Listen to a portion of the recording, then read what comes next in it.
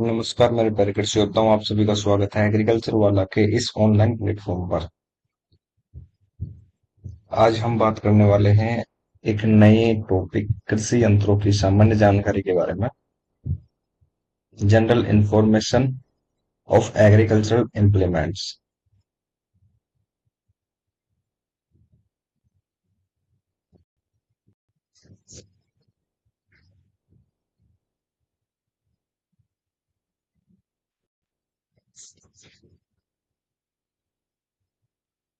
देश के 70 के दशक में आई हरित क्रांति का आधार यहाँ एक और उन्नत किस्में थी। वहीं दूसरी ओर कृषि के यंत्रीकरण ने भी एक विशेष भूमिका निभाई।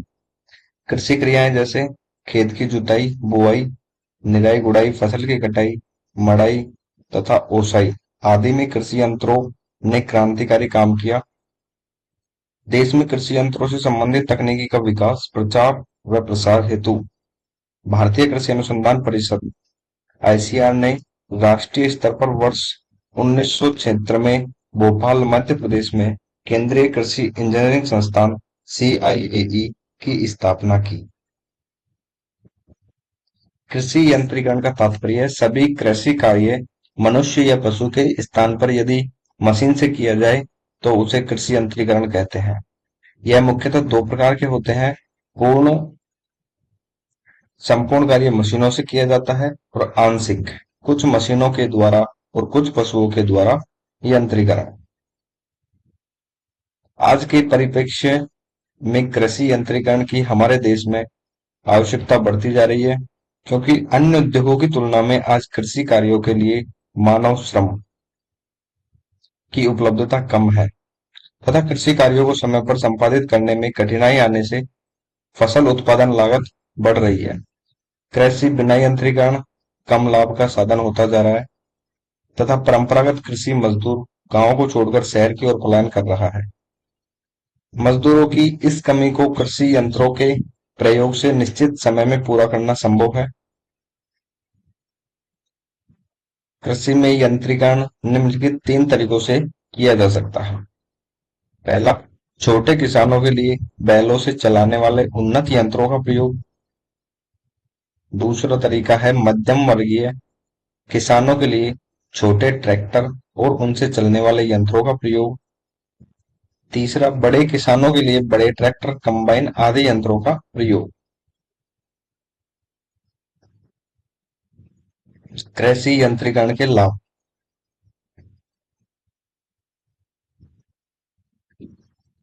पहला लाभ है कार्य क्षमता में वृद्धि, इंक्रीज इफिशियंसी। यंत्रों की सहायता से कम समय में अधिक कृषि कार्य किया जा सकता है। समय की बचत, टाइम सेविंग। मानव 0.1 अश्व शक्ति या पशु श्रम 0.5 अश्व शक्ति के द्वारा कार्य करने में अधिक समय लगता है। वही कार्य यंत्र की सहायता से ट्रैक्टर कम समय में निष्पादित कर सकता है। कम श्रम की आवश्यकता, लेस लेबर रिक्वायरमेंट। मानव श्रम प्रति फसल उत्पादन यंत्रों से करने पर कम मजदूरों की आवश्यकता पड़ती है, जैसे खेत जुताई, फसल बुआई व कटाई। ट्रैक्टर से करने पर कम श्रम की जरूरत होगी। उत्पादन लागत में कमी, लेस कॉस्ट ऑफ प्रोडक्शन। यंत्रों द्वारा किया गया कार्य मानव व पशु शक्ति की तुलना में क्षमता व समय पर होने से उत्पादन में बढ़ोतरी व कम लागत में संपन्न होगा। भूमि सुधार, लैंड रिक्लेमेशन। ऊंची, नीची, जंगल, टीले आदि भूमि की सफाई कर उसे कृषि योग्य बनाया जा सकता है। इसके लिए बड़े ट्रैक्टर, बुलडोजर, जेसीबी आदि का उपयोग। अनावश्यक व्यय की बचत, सेविंग ऑफ अननेसेसरी एक्सपेंसेस। पशु शक्ति में इसका रखरखाव एक महंगा सौदा है। कृषि यंत्रों का कार्य के समय ही डीजल या पेट्रोल खर्च होगा। इस तरह अनावश्यक व्यय की बचत होती है।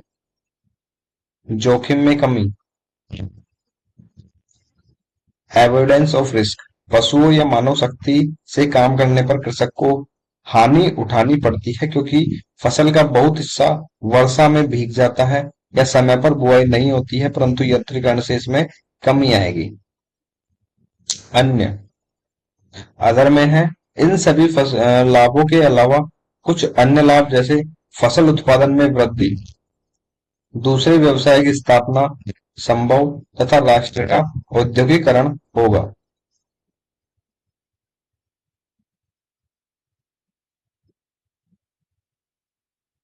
यंत्रीकरण के लाभ के बाद आता है यंत्रीकरण से हानियां। डिसएडवांटेज ऑफ मैकेनाइजेशन, उच्च प्रारंभिक लागत, हाई इनिशियल कॉस्ट। भारतीय कृषकों का बड़ा भाग आर्थिक रूप से बहुत कमजोर है तथा इन महंगे यंत्रों को खरीदना उनके बस की बात नहीं है। जोतों का आकार छोटा होना, स्मॉल होल्ड साइज।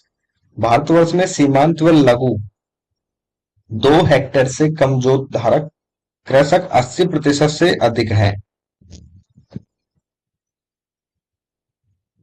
वहां मशीनों का पूर्ण उपयोग संभव नहीं होगा तथा परिवारों के आपसी बंटवारों से जोतों का आकार निरंतर छोटा होता जा रहा है। प्राविधिक शिक्षा की कमी, lack of technical education. Bharat में कृषकों की अशिक्षा के कारण तकनीकी ज्ञान की कमी है, जिस कारण यंत्रों की मरम्मत व संबंधित ज्ञान के लिए कृषकों को गांवों से कस्बों या शहरों में जाना पड़ता है, जहां जिसमें समय व धन की हानि होती है। अन्य हानियां जैसे पशुओं द्वारा प्राप्त अवशेष लाभों, गोबर की खाद, चमड़ा आदि में कमी होगी।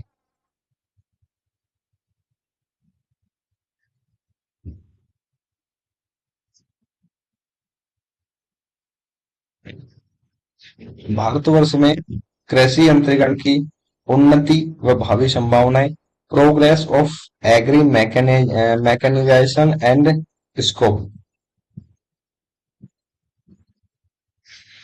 भारतवर्ष में कृषि में यंत्रीकरण विभिन्न क्रियाकलापों को पूरा करने के लिए वर्ष दर वर्ष बढ़ रहा है। सर्वेक्षण से पता चलता है कि 2 टन प्रति हेक्टेयर उपज के लिए एक अश्व शक्ति की दर से शक्ति की आवश्यकता पड़ती है, जिसे आधुनिक ट्रैक्टर, डिस्क हल, पंपिंग सेट, रिपर कंबाइन और पावर टिलर का निर्माण कर पूरा किया जा रहा है। भारत में यंत्रीकरण आवश्यक है, जैसा कि इसके लाभ व उन्नति से पता चलता है। अतः इस ओर काफी प्रबल संभावनाएं हैं, परंतु इसके लिए निम्न कारकों को ध्यान में रखना होगा, जैसे बड़े बड़े यंत्रों के निर्माण से ज्यादा ध्यान देसी यंत्रों को ही सुधार कर उन विशेष परिस्थितियों और जलवायु अनुकूल बनाने से कार्य दक्षता बढ़ेगी तथा किसान लाभान्वित होंगे। किसानों को भी सहकारी खेती को अपनाने की जरूरत है, जिससे किसानों के व्यक्तिगत खर्च में कमी रहेगी। सरकार के प्रयास सस्ती दरों पर ऋण की व्यवस्था करना, तकनीकी ज्ञान हेतु कृषक प्रशिक्षण व्यवस्था, यंत्र विकास के लिए अनुसंधान केंद्रों की स्थापना तथा प्रदर्शनियों का आयोजन करते रहना चाहिए, जिससे भारत में यंत्रीकरण को बढ़ावा मिलेगा। कृषि यंत्रों का वर्गीकरण, क्लासिफिकेशन ऑफ इक्विपमेंट्स। शस्य क्रियाओं व शक्ति स्रोत के आधार पर कृषि यंत्रों का वर्गीकरण किया जा सकता है, जो निम्नलिखित है।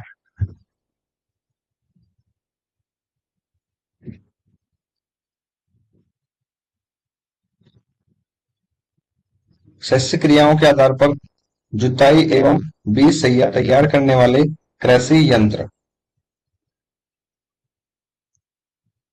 हल, प्राथमिक भू परिष्करण की कृषि क्रियाएं जिनमें मृदा की जल शोषण क्षमता, जल धारण क्षमता, मृदा भुरभुरापन एवं उर्वरता में बढ़ोतरी होने से पौधे की वृद्धि अच्छी हो तथा फसल उगाने के बाद भी इस अवस्था को बनाए रखा जा सके, भू परिष्करण कहलाती है। इसके लिए विभिन्न हल प्रयुक्त होते हैं। उदाहरण है देसी हल, मोल्डबोर्ड हल एवं तवेदार डिस्क हल है। यह भी प्राथमिक भूपरिष्करण यंत्र है, जिसका उपयोग जुताई के पहले खरपतवार काटने, सतह की पपड़ी तोड़ने, मिट्टी के बड़े बड़े ढेलों को तोड़कर भुरभुरा करने व खेत की बिखरी खाद को मृदा में मिलाने में किया जाता है। इस प्रकार disc harrow, drag harrow, spine tooth, spring tine, peg, तिकोनिया हैरो व ब्लेड हैरो, बाखर आदि। कल्टीवेटर यह द्वितीय भूपरिष्करण यंत्र है जिसका उपयोग लाइन में बोई गई फसलों में घास निकालना, मिट्टी को भुरभुरी करना, निराई गुड़ाई करना आदि है। यह क्षेत्र मानव, पशु व ट्रैक्टर चालित हो सकता है तथा इसकी संरचना के आधार पर खुरपादार, तवेदार व सतही कल्टीवेटर तथा उपयोग के आधार पर कानपुर कल्टीवेटर, वाह-वाह कल्टीवेटर, शाबाश कल्टीवेटर, आरएस कल्टीवेटर व ट्रैक्टर चालित कल्टीवेटर को भारतवर्ष में उपयोग लेते हैं। बुआई वाले कृषि यंत्र। खेत में फसल बुआई के समय तीन बातों का ध्यान रखना चाहिए। बीज की मात्रा, बीज की उचित दूरी व बुआई की उचित गहराई। इन कार्यों को संपादित करने हेतु प्रयुक्त यंत्र डिबलर, सीड ड्रिल, देसी हल के पीछे बुआई प्लांटर आदि। निराई गुड़ाई वाले कृषि यंत्र। द्वितीय द्वितीयक भू परिष्करण यंत्र जिनमें खुरपी, कुदाली, हैंड हो, फावड़ा, वहील हो, ड्राई लैंड वीडर आदि। कटाई वाले कृषि यंत्र। फसल पक जाने के बाद उसकी कटाई में प्रयुक्त यंत्रों में हंसिया, दराती, कटर बार, मोअर, रीपर एवं कंबाइन आदि। मड़ाई तथा ओसाई वाले कृषि यंत्र। फसल के काटने के बाद उसकी मड़ाई की जाती है। इसमें दानों को स्वतंत्र किया जाता है। फिर ओसाई क्रिया की जाती है जिसमें दानों से भूसा दूर उड़ा दिया जाता है। इन कार्यों के लिए प्रयोगार्थ यंत्र में थ्रेसर, अल्पपैड व शक्ति चालित मुख्यतः प्रयोग में लेते हैं। आजकल बड़े फार्मों पर फसल कटाई, मड़ाई व ओसाई, सफाई ये तीनों कार्य एक साथ कंबाइन की मदद से करते हैं।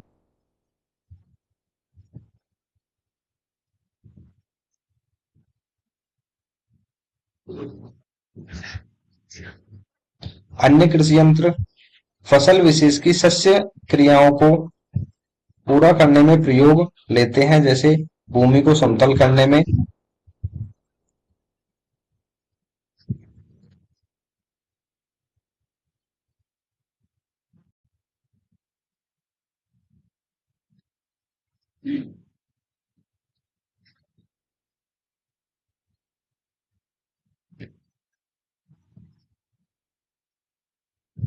अन्य कृषि यंत्र फसल विशेष की शस्य क्रियाओं को पूरा करने में प्रयोग लेते हैं जैसे भूमि को समतल करने में पाटा, स्क्रेपर, रोलर, लेबलर, लेंजर, लेवलर। कूड़ बनाने कूड़ बनाने में लेते हैं रिज मेकर, चारा काटने में गंडासा, चौफ कटर।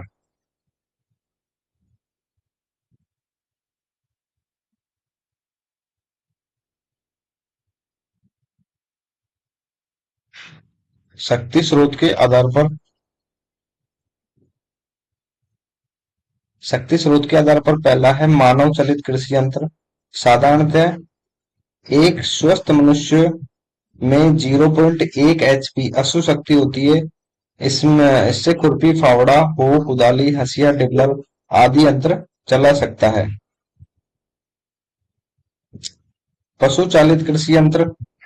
कृषि में पशु शक्ति के रूप में बैल, ऊंट, घोड़े, भैंस व हाथी का प्रयोग होता है।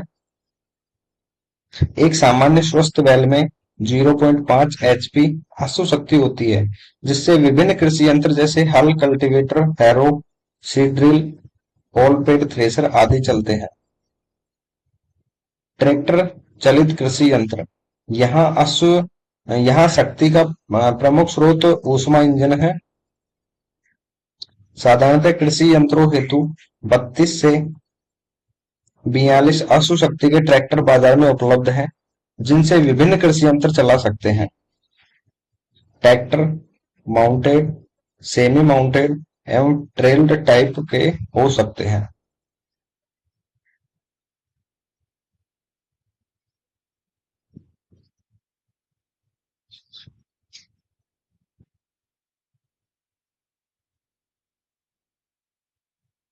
Thank you so much everyone.